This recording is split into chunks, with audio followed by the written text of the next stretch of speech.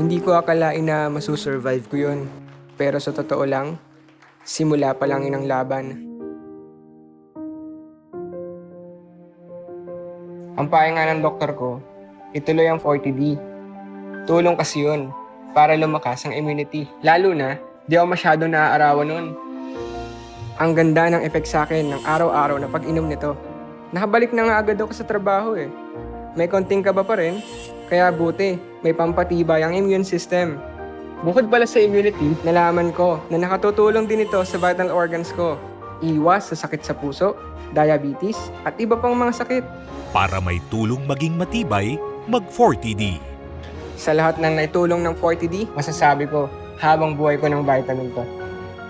Tulong na tibay pang araw-araw, tibay na panghabang buhay, tibay sa halagang $6.50 sa isang capsule. Alagang Unilab yan.